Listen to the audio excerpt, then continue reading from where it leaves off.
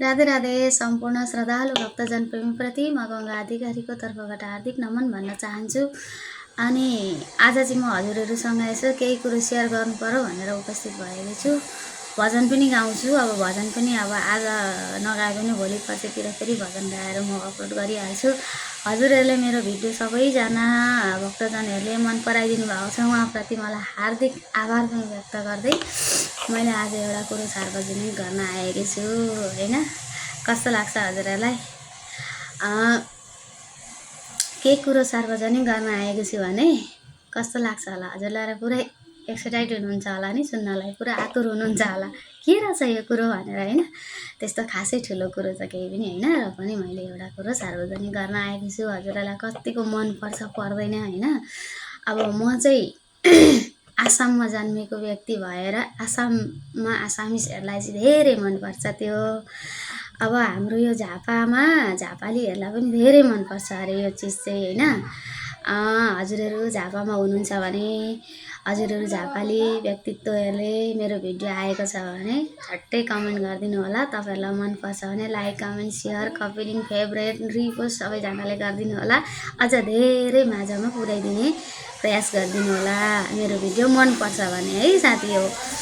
अनि कस्तो भने यो चिजको नाम चाहिँ के होला मलाई भनिदिनु होला है। यो चिजको नाम के हो हजुरहरूलाई कसलाई मनपर्छ र पनि कमेन्ट गरिदिनु होला हैन। अब म चाहिँ झापाली भएर झापाली पनि हो म, खासमा म आसामिस भएर आसामको के अरे आसाममा मेरो जन्म भएर म आसामिस भएर होला मलाई यो चिज चाहिँ मनपर्छ हैन। यसलाई चाहिँ हामी आसामिसबाट चाहिँ तामुल भन्छौँ भने तामुल भन्छौँ भने अब हजुरहरू यहाँ झापामा यसलाई के भन्नुहुन्छ यसको नाम पनि भनिदिनु होला हैन। अनि यो काँचो छ नि त हरियो काँचोलाई चाहिँ हामी तामुल भन्छौँ, सुकेकालाई चाहिँ हामी सुपारी भन्छौँ हैन। सुकेकालाई चाहिँ हामी सुपारी भन्छौँ। नभन न यो यसको चाहिँ नाम के हो, सुपारी हो कि खासमा तामुल हो कि के हो हजुरहरू नाम पनि भनिदिनु।